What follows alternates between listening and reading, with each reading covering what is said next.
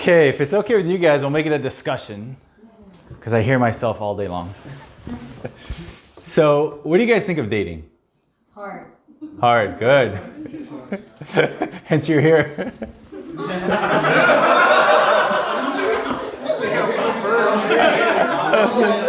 I'm just saying, I mean, we're in a dating class, right?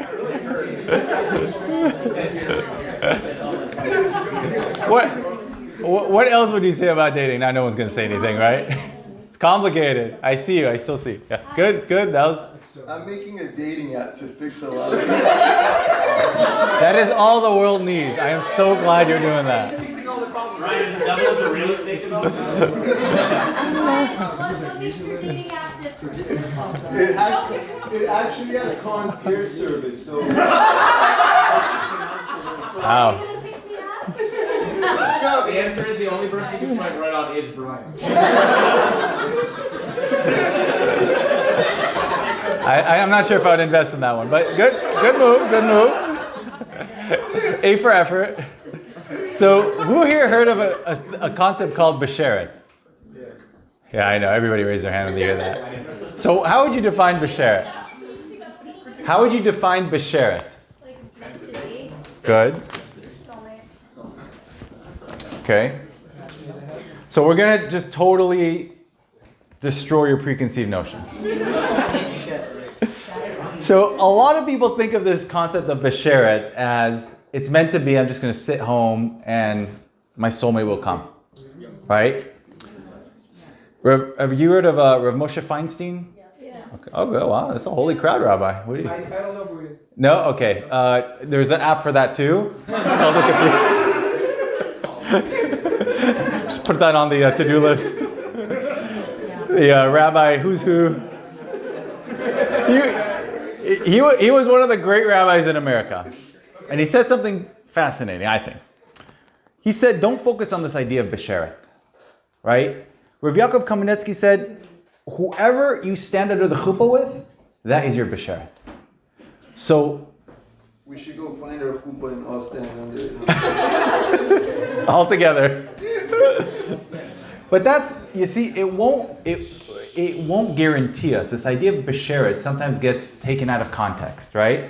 It's not something that's like a guarantee. We have to work on it. We have to make an effort. Just like everything in life. Somebody asked a stipler. I can hear the Yeah. kids. The kids up to seven. No, What? I'm just saying. The opposite. There's- They're too quiet. I know, we get worried about that too at home. We got 3 little ones they got. So the stipler, somebody came up to the stipler, another big rabbi, and asked him, how come I haven't found my Besheret? And the stipler said, you did. Her nose was too big. Her hair was a different color. She was too short, too tall, right? We have the power within us. Right? We have the power within us to find that person, to make ourselves a receptacle for that person. So, we're going to go through 2 quick things, and then we'll get more Lenny's. But 2 quick ideas. What is a spouse? Right? A partner, good. Partner in crime. Partner in crime. So we're going to talk about what to look for in this partner in crime. But first, we want to talk about this idea of playing hard to get. I know you usually don't get this in dating classes, right? That's part of the game. It's part of the game, okay. Most people will tell you what? Don't play hard to get. Don't play hard to get. Don't play games at all. We're going to go through studies. Anybody here in psychology? Therapy? Need a therapist?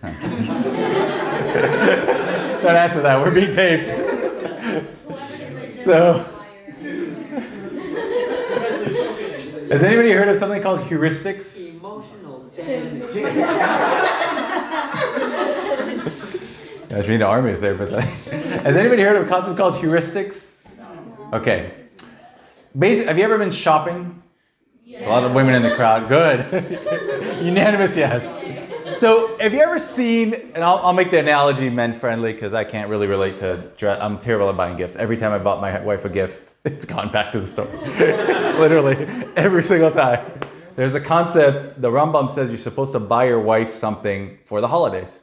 So Sukkot comes around, I'm like, man, I'm be a champ, you know? I'm like, here's my credit card. She's like, oh, I already have it on Apple Pay. I'm like, okay, well, could you get yourself something? Like, this explains a lot of the charges I didn't recognize.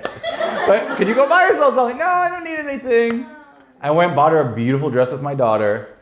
Gorgeous, like the thing was stunning. She found out the price, returned it the next day. I'm like, what'd you do that for? So heuristic says if that dress was 50% off, doesn't matter how much it started from, right? Let's just say it was $3,000. 50% off, most of us would buy it.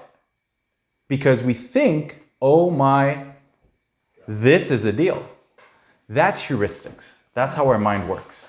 That's why you have all these Black Friday deals. They're not real deals. They're just mentally built in a way. Trust me, I work on Black Friday deals all the time. You're not getting a deal. You're just thinking you're getting a deal because right before Black Friday, guess what? The prices are already set at an inflated level where even if they go down in Black Friday, they're still making a profit. But because they were set at that inflated level, in your mind mentally, thanks to heuristics, we think it's a deal. Now, what's the law of authority? And this will all make sense in dating, not just shopping. We got a lot of shopping tips so far. What's the law of authority? Have you ever been to Bloomingdale's? Yeah. What does the cosmetic counter lady dress as? She wears a white robe. Why? It's called law of authority. When she wears that, we automatically think exactly. Right? Now, how does this work in life? So it's funny, I sent a friend of mine was like dying to get a watch, and they're very hard to get nowadays. If anybody's a watch collector, you know. So I send him to the store. The friend, right? Goes to the store, his wife sees a watch. I don't know if I want it. 5 minutes later, she calls back, hey, I'm still debating the watch. The salesman goes, it's sold. You literally should have seen her reaction. She was at Hermes shopping, she dropped all her stuff. She ran to the store. She's like, what do you mean it's sold? I want that, I want that, I want that watch. Now, 5 minutes ago, she couldn't care less for the watch. What happened? The salesperson is telling me the story, by the way. I was like dying of laughter. It's like, what happened? It's not attainable. No. Yes. Good. Well, you want what you can't have, right? You could see kind of how this is playing into what we're talking about. Okay, good. I'm glad it makes sense to someone. 1 out of 20. So psychology today teaches us that people value something and desire something when it's difficult to attain, right? We look at scarcity principle, right? You look at what's happened in the economy the last 2 years, you see this left and right. Like, when has toilet paper been so desirable? I mean, really, like, I see toilet paper, I'd get so excited during COVID, you know? It's like, oh my God, I could buy toilet paper right now. Like, who cares? How much toilet paper do you need? But that's how our brains work, okay? I remember when Delilah first opened in Vegas at the Wynn, you couldn't get a table, right? Like you literally, unless you're a celebrity, you could not get a table. And we finally got in, we got a table, and I was like, really? This is it? But because of that effect, and again, good clubs, etc., fine. So how does that affect us in dating? Can anybody figure it out? When someone really likes you and you go out with them, let's just say they get nervous. Happens, right? They didn't have enough to drink, they get nervous, and they either talk nonstop or can't say a word. This is being taped, so I can't tell you any of my disaster date stories, but you can imagine, I'm sure you guys have had that. They can't stop talking, or you can't get a word out of them. It could be because of what we're talking about. See, it could be that they're so nervous, they just can't say anything. Or it could be they just can't stop talking. So give them another chance. Or maybe they're not interested. Or maybe they're not interested. That's always the negative approach. Yes, thank you.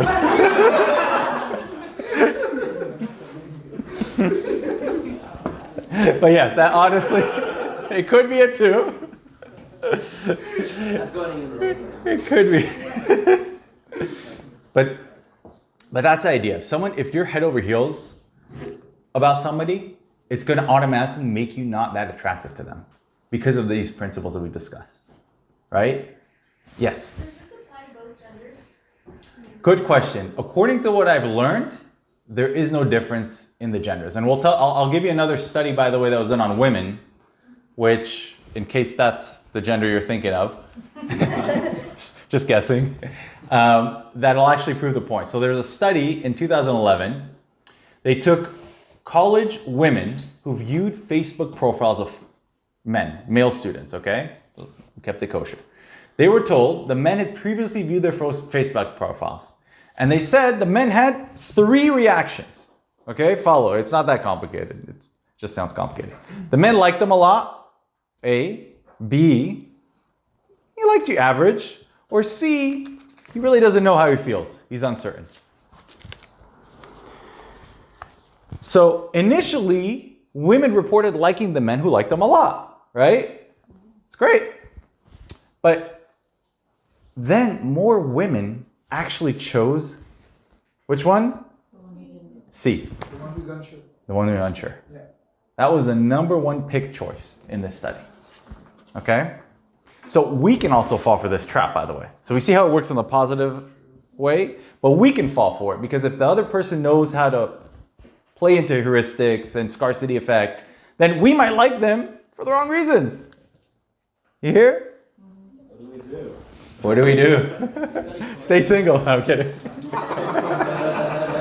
It's the moral of this class in one sentence. I'm kidding. No, you, like anything in life, you have to be cognizant of it. The minute we're aware of these things and these principles that are at work, we just have to be aware of it. And then we don't fall for the trap. And at the same time, we don't show we're head over heels, right? The other principle is one other psychological principle, then we'll get into more meat and potatoes. Have you ever been to a supermarket? Does anybody do shopping anymore? Or is it just Instagram? Okay. What's that? Trader Joe's one option. Yes, I agree, totally. See, so they did studies, and they did a study of, for example, jam. They had 24 varieties of jam in one table, and 6 on another table. Guess which table got more visits? 6. That was a trick question, got y'all. 24. 24 got more visits, but guess which one sold more? The 6. The 6. Because there's less to choose from. Yes. It's called choice paralysis. And that's why when you go into a store, like Trader Joe's, it's amazing. My favorite store to shop in. Like, I have one type of crackers I can choose from. It's only one blueberry waffles that are always out of stock, but there's only one type that you can choose from. Why? It makes it easier. So how does that relate to dating? Oh man, I thought this would be more clear. On the dating apps. Yeah. Wow, you're killing the other guy's idea, but yes. Absolutely. It's gonna be hard to raise that C funding. Too many choices. And the problem is, when there's too many choices, We get overwhelmed. you get overwhelmed. So problem A is you get overwhelmed, right? Problem B, and by the way, you can use this, anybody here in sales? Good. Man, usually you get a few more. So, Mark, oh, yes, the app guy, of course. You've been selling all night. So, what happens in sales, you also don't want to have too many choices. You have to make it simple for the customer. KISS. Right? If you don't, tough luck. You might have the greatest thing in the world. It's the Apple model, simple.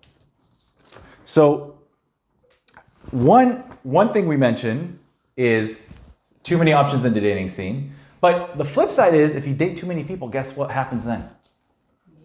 You know what you like?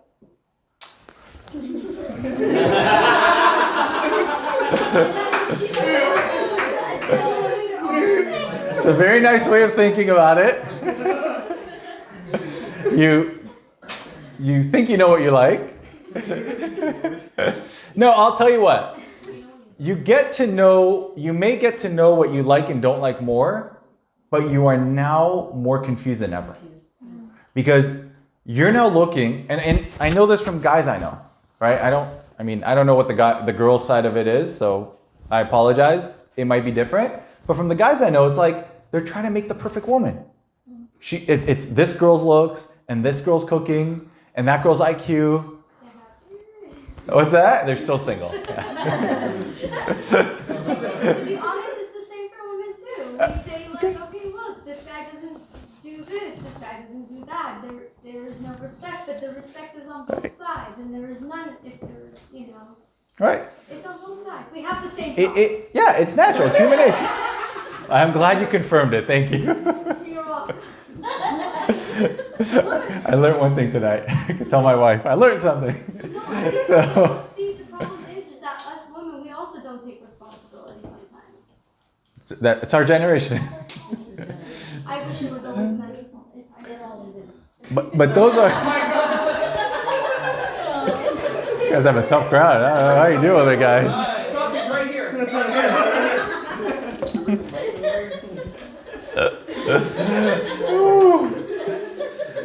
Yes. Okay, I'll just, in light of how honest these women are being. Okay, so I think like what women want is men who are proactive, and men are not always so proactive. You mean swiping on an app is not proactive?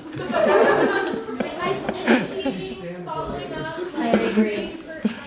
It's the extra mile. Like doing that and not like questioning it, just doing it as like almost an instinct. Like I think that's like what's not.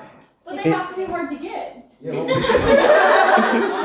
No, but But you're at a certain stage in your life, a certain age, a certain culture, whatever. You want someone who's serious. I'm speaking for whatever is the minority or the percentage of people who think like me. But like that makes it easier to decide if this person is serious. Absolutely. I'm actually going to skip ahead. The point you made is actually a point Tony Robbins makes. Yeah. So, in today's world, what was your name again? Sasky. If it's being taped, maybe. Oh, okay, maybe. Good idea. But what Anonymous is saying, black hair 5'10", is something interesting. Have you had a crush? Raise your hand if you've had a crush in high school on a girl, but she liked the older guy. Or a guy. Right, or the flip. Or she actually liked the girl. I always got the out of the box examples. It's great. Or she liked the older girl, right? Just keep it consistent. So in today's world, unfortunately, the men aren't shown enough masculinity. Okay, this is from Tony Robbins, right? Saying the roles are almost reversed. He had a woman who makes $1 million a year, and she can't for the life of her find a match. Because men are just like, I don't know, like they get so self-conscious around that girl. So you're absolutely right. Keep it anonymous, but you're absolutely right. So let's delve into just must-haves. So number one is a little bit more masculinity on the men's side, right? A little more taking initiative. Like we didn't have that problem 10 years ago because we didn't have your future app or Tinder or Bumble. We didn't have any of these apps. It was go up to someone and have a conversation and get to know someone. And honestly, like Rabbi Mullah was saying, these trips are great opportunities. My wife and I went on a trip. Really have to make sure we cut out some stuff. But my wife and I went on a trip and we met in 2009, I think it was, 2010 in East Jerusalem. And we didn't date, but we really got to know each other. Like we became such good friends. I ended up going out with another girl from the trip. Full disclosure. But we remained friends. And I realized that I love hanging out with her like more than anyone, more than my girlfriend at the time. And like, I must like her more, So I was just brutally honest. Didn't go so well. It doesn't always go so well. And we ended up dating, I think 6 months later, and our first date was in if any guys want to take your girl on a date when you're on the trip, I'm going to give you the best spot. Ready for this? Mamilla Mall. There's a hotel there. It's called Mamilla Hotel, right? Rooftop, restaurant, overlooking, in Jerusalem, yeah, overlooking the Kotel.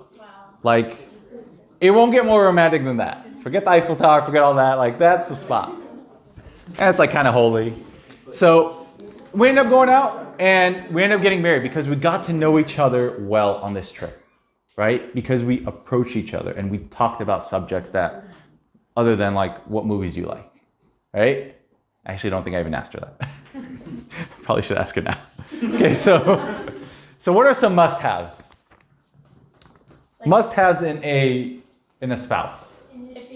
Respect. The Rambam says you must respect your spouse. Good. What were you saying? Shared visions for the future if you want kids. Okay, good. Same That- values.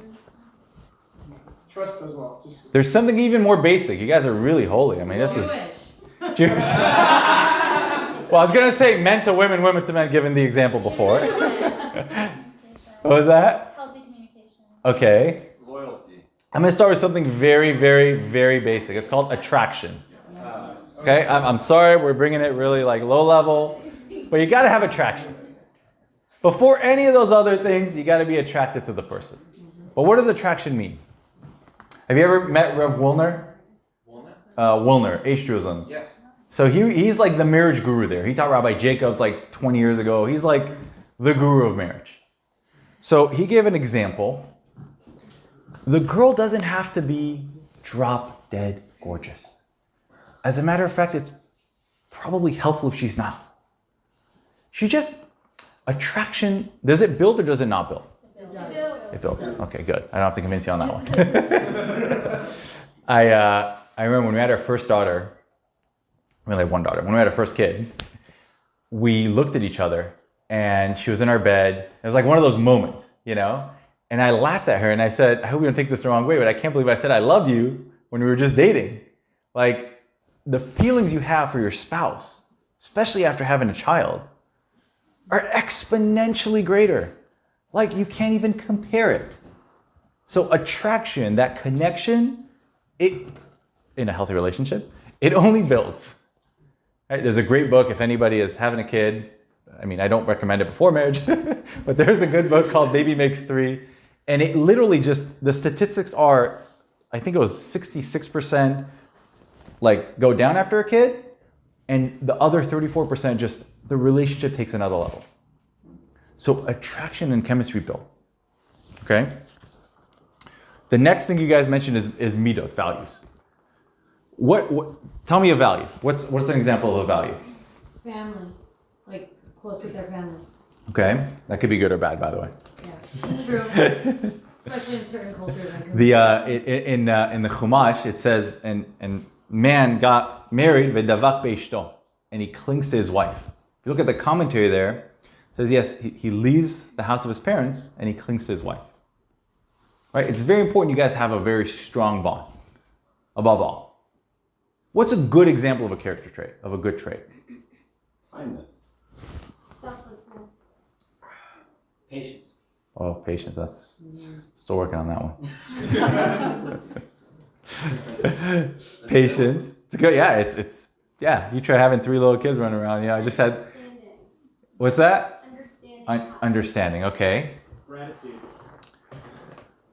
Gratitude is key. Like, the most attractive trait my wife has is her gratitude. Right? It's literally like she's grateful for things that like great, you know? She's so grateful for little things that I would take for granted. We're taking a walk on Shabbat. It's like she notices all these flowers and like I'm just thinking about the children at home, you know? It's an amazing trait. But I'll tell you what Rabbi Jawari said is I think one of his top traits that he would recommend. He's a grandpa. I'll take his word for happiness.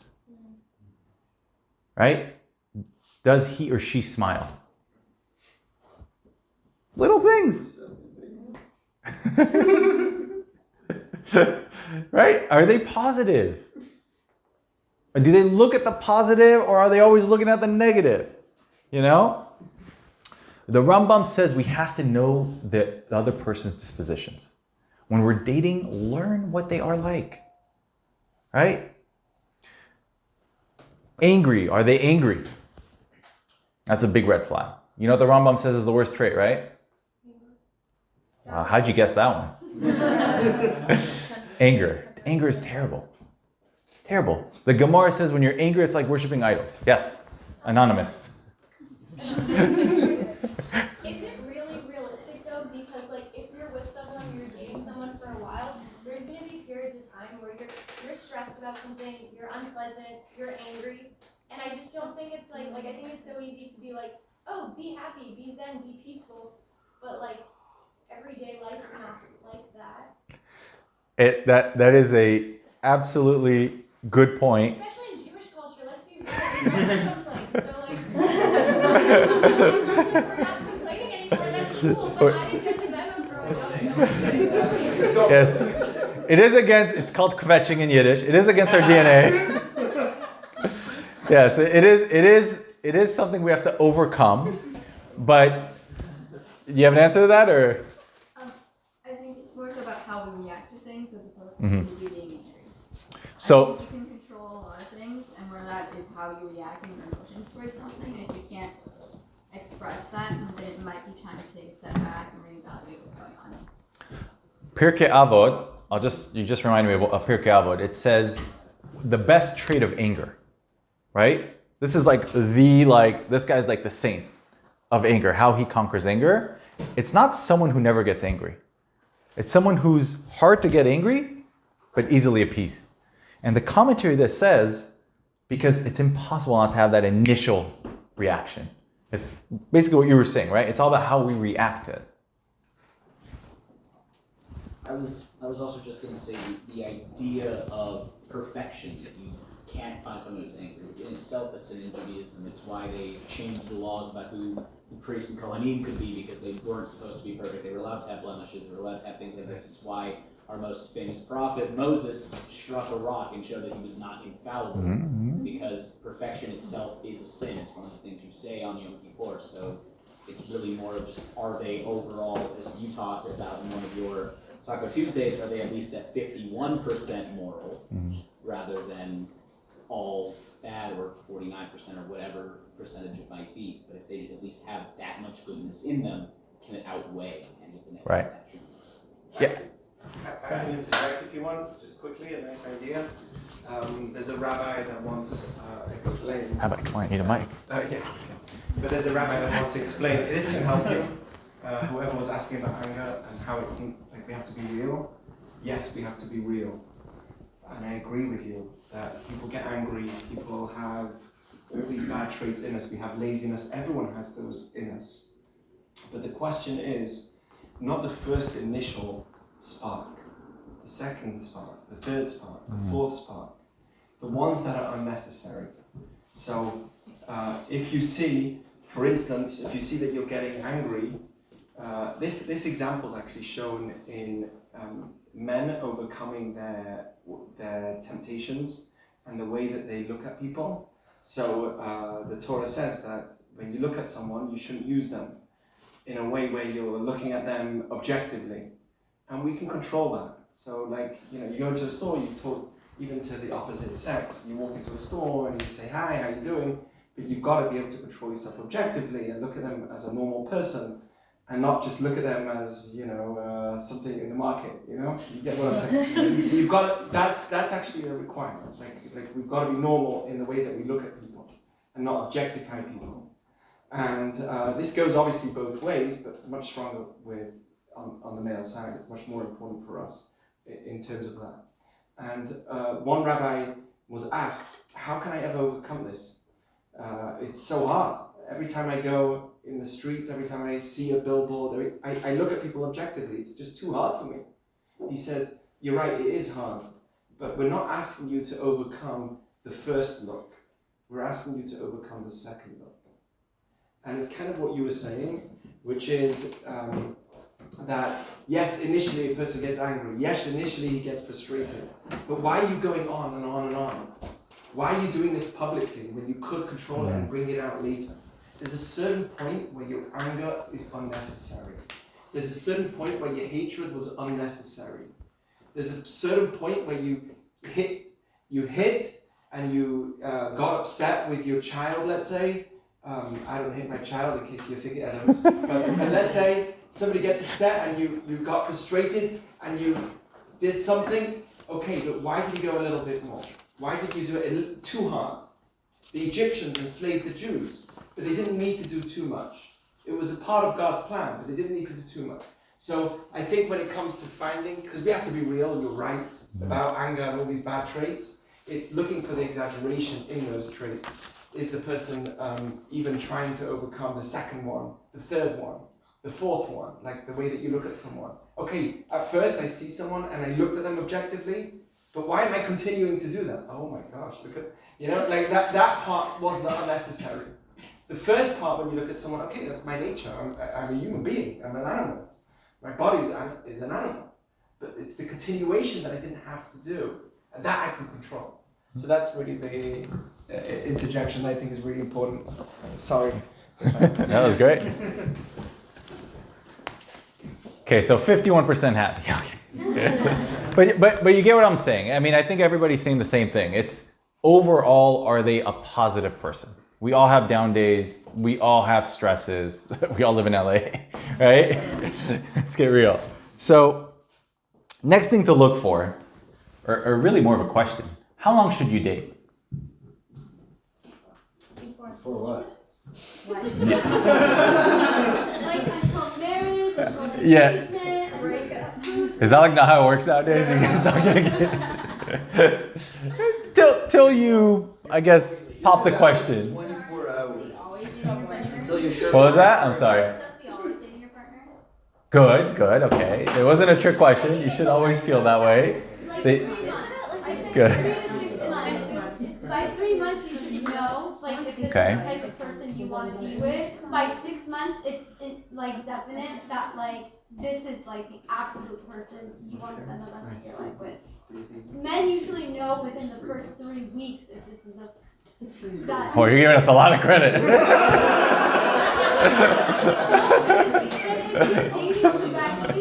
No, but seriously. We'll take it. I'm not saying no. But if you're dating correctly, Yeah. like you should know that that's the person you want to be with. If they show all the qualities that you've been looking for, if they show the same values as you, the same interests as you, if you're attracted at the same level or not, all of these things, like do they mentally stimulate you? Are they like meeting your criteria? I think this is a woman thing. Okay, tell me, what do men think? Here, we got one guy raising his hand. Let's give him the. Hi, it's me, the Jewish educator. So, the thing is, It's great. This is things that I learned Grab water. from my grandparents and my parents who are in their 60s and 70s. People, we all know this as well, people change dramatically over time. So even if you know within that 6 months that this person is right, how do you know what they're going to be like in 2 years? If I was like I was at 21, I would expect none of you to still be friends with me. I wouldn't be friends with me. But the thing that I remember my grandmother saying to me before a very long time ago was, by the time my grandfather passed, it was like I was married to 3 different people over the course. And I feel like it's not that 6 months or that 3 months where you want to spend the rest of your life with someone. It's you take that year, you take that thing to see how they change, and be like, can I be the person, and can you be the person that I want to grow and change with?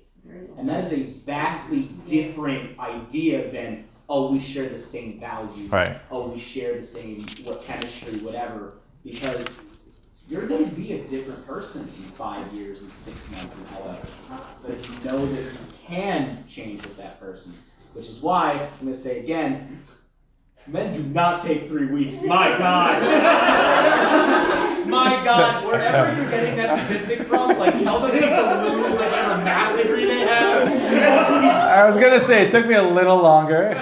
Even if you change that to months, I think. Sat with their parents. I don't disagree with that at all. Well, but you see, the difference is that does that person that you're also dating bring out the best in you? Do you want to be better for them? Do you want to be better for yourself, for that person that you're going to change and grow with?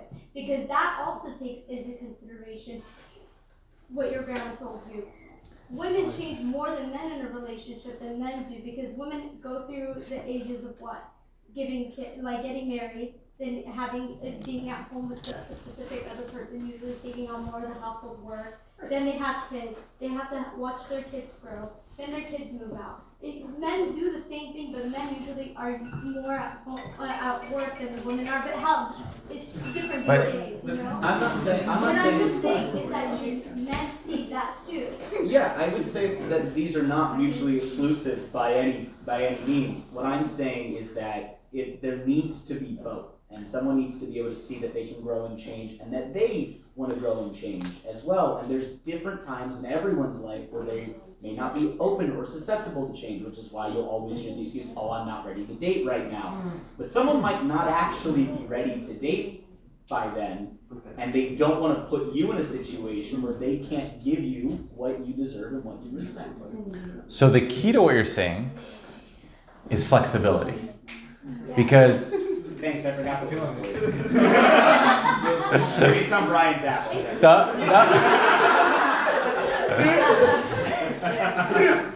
you know, I don't know if any of you have been to the Dr. Lieberman dating class. Okay, a few years ago. Fine. So his thing, this is one of the world-renowned psychologists. He wrote over like a dozen books. When he was dating, the number one thing he looked for was what? Someone who is flexible.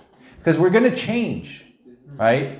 But we need to date long enough. Rabbi Tatz says he gives 8 months as kind of the ballpark, right? Rabbi Akiva Tatz. He says don't rush into it, but especially if you're not like from the firm world, then it's different. But for most of us, I think, 8 months till you get married is a normal time period. But we really should date long enough where you're always going to have surprises, but you're not learning anything new about them. You know what I mean? You've been on enough dates, you've had long walks and talks, and you're really dating. I think somebody on this side was saying, you're dating the right way, right? You're dating the right way, so you're really getting to know them. Now, what about culture? What's that? Plays a huge role. So it should be compatible. Studies have shown cultural compatibility is important. What about money? Depends on the person. You know, it's shallow, but yes, it does matter. So if He's 3 Mercedes. what was that? Sorry. I figured you're talking about more about spending habits as opposed to whether someone has money or not. Correct. Well, both ways. So is it important? For example, Rabbi Jar was saying, if money is important to a guy or girl, they should be open about it. Don't hide it. Don't surprise, this is what I need to live on. Just be honest about it. Talk. Don't assume. But the same thing goes if a girl or a guy, comes from a lavish background and now he's starting off his life with you, he could rough it up. Don't assume things. Just talk about it. Right? Outlook on life. We talked about that, right? We should have the similar outlook on life. And here's the real kicker. If there's one line to just take away from tonight, it's this. The best way to know if you're going to be compatible is, do you want to make that person happy? Now, I had no idea I did this, or at least I forgot. My wife saved a picture of her old phone from our wedding day.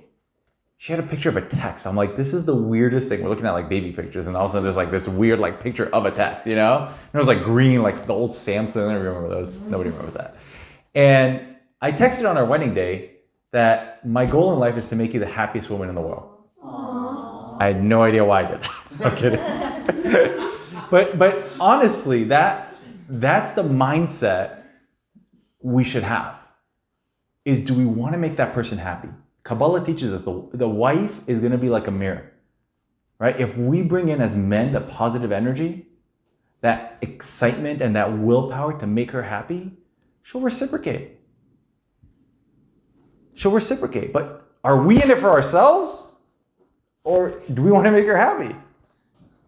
Right? That's the real question. You know, my wife is Persian, and I don't speak the language. I definitely don't listen to music. Right? And before we got engaged, or before we had our engagement party, which was like a Persian engagement party. So if you've been to one, you know them all. I decided to surprise her. And I knew she really loves Persian music. Like, we had a Persian singer, so, you know, no idea what the guy was saying the whole time. He was literally looking in my eyes and telling me something, and I'm just like, yes, yes. Like, hopefully he said nice things. And I surprised her, and I took Persian dance classes before the party. Aww. And let me tell you, like,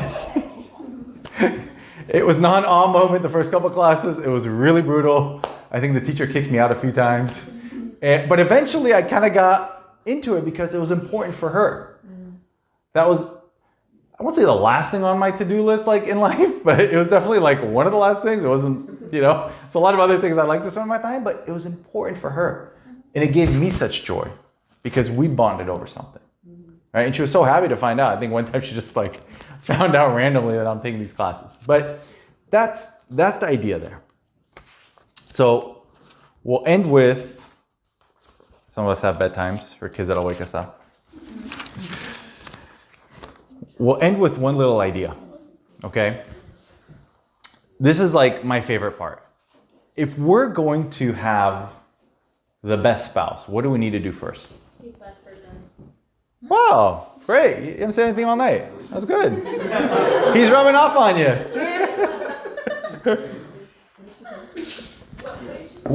We have to be the best person.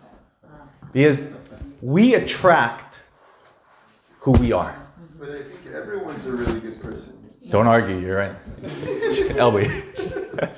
So we are all good people, but do we have a desire to work on ourselves? I just want to say, I said be the perfect plan. The best person, working towards to be the best person. Because be the best person, you always work towards Correct. becoming. None of us are perfect. I mean, like the example, I think you mentioned Moshe Rabbeinu, David HaMelech. I mean, we all are human, which is the beauty of the Torah. But work on perfecting ourselves, right? Work on, whether it's, we know ourselves better than anyone knows ourselves, right? Your spouse will know you better, by the way. But for now, we know, or you know yourselves best. What do I need to work on? Do I need to be more giving? Do I need to be more kind? Do I need to be, whatever it is, you know? The Gemara in Brachot says, you get 6 mitzvahs for giving $1. Giving charity. You get 6 mitzvahs. Great. You get 11 mitzvahs for saying a kind word to that person. Right? How many of us are looking at other people and noticing them in life? Right? It doesn't have to be, we're not just dating wise. This is just ourselves. How many of us are noticing somebody having a bad day and saying, hey, what's up? Right? We're usually oblivious. We're in our little screens. We're oblivious to the world around us. So I want to say something on that. So I think the problem with a lot of the world nowadays is that that's can lead into like people maybe disclosing something they're not comfortable. Like everyone's facing an issue, so if you were genuinely telling your colleague at the office what's up, or even depending on what it is, like I think that's why relationships have even more pressure on them nowadays, because at the end of the day, it's like you're more intimate and you disclose more with either the person you're dating or a really close friend.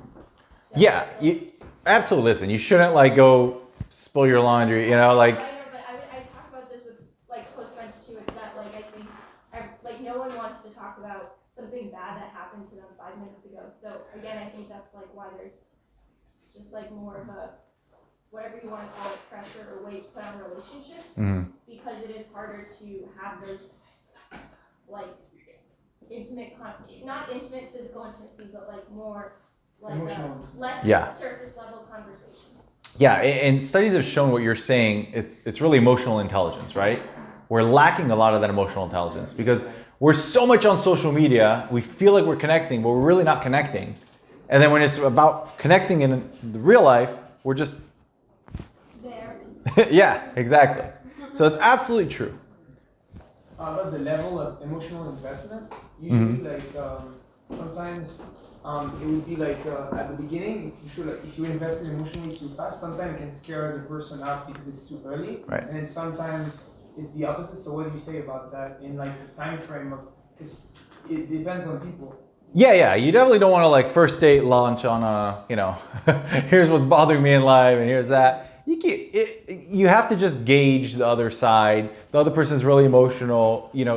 A lot of times, it's a sales technique, but being vulnerable gets you closer to that other person. Yeah. Right? It's hard to do, but if you're vulnerable, whether it's with a client or whether it's with a person you're dating, you open up, you can't explain it, right? But you all of a sudden are connecting in a different way. Because you've opened up, they see you trust them. And it doesn't have to be in a deceiving way. It's nice to connect to other people. And sometimes we just have to be open to connect. Right? So that's working on ourselves. And that's really the key to that. And we'll end with one statistic. There's a Dr. Gottman. Anybody heard of him? So he is the guru for marriage. He's had a love lab. He predicts divorce with a 91% accuracy. That's scary. Right? And you know what the key to a relationship, according to his studies, and he's done this for over 25 years. The key to a strong relationship is what?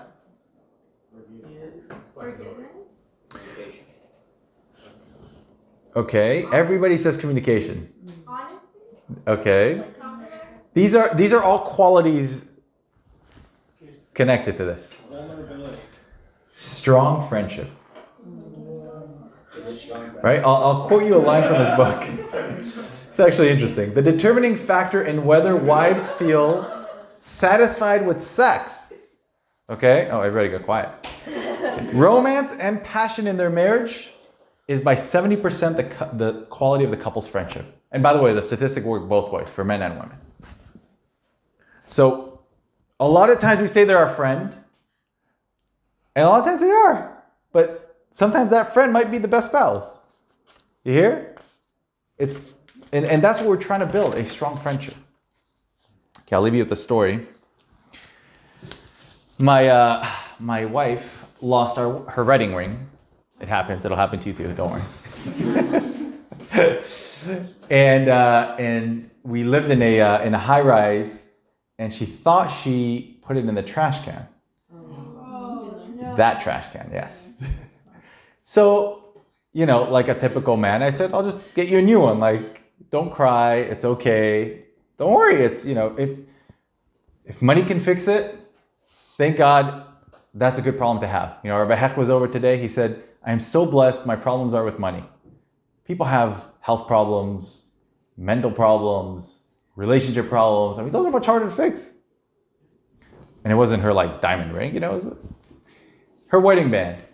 And then she burst out crying even more. By the way, men, we can never get it right. This is proof. I'm like, what happened? I offered to buy you a new one. It's you don't understand. I'm like, we never understand. That's why we're men. It's no, that was my wedding ring. I know. Cartier made a few more of them. They have it at the store right now. I can just go grab it. And I wasn't winning this battle. And she was just sad. I was like, okay. Well, I went downstairs to the gym. I said, well, maybe I could try to look for it. And it was I don't know what happened. The trash can just didn't come for a week or two. I don't know. It was overloaded, flies everywhere. I had a lot of respect for trash men after that. Yeah. And long story short, I went through probably 20 bags of trash. And I found a glove. And inside the glove was her ring. I kid you not. There's a plastic latex glove that she used to do the dishes or something. I don't know what she was using it for. And inside that glove, and everybody shops at Trader Joe's, by the way, I found out that day. Because everyone had Trader Joe's, so I was like, oh, this will be easy. I'm just going to look for the bag that has the most Trader Joe's. No. So the moral of the story, and hopefully the moral of tonight, was just try to make that other person happy. Let's try to be the best person we can be. We're not going to be perfect, but let's try to be positive. Try to be happy. Try to look for the good. And B'ezrat Hashem, next year I'll celebrate the weddings or engagements. All right.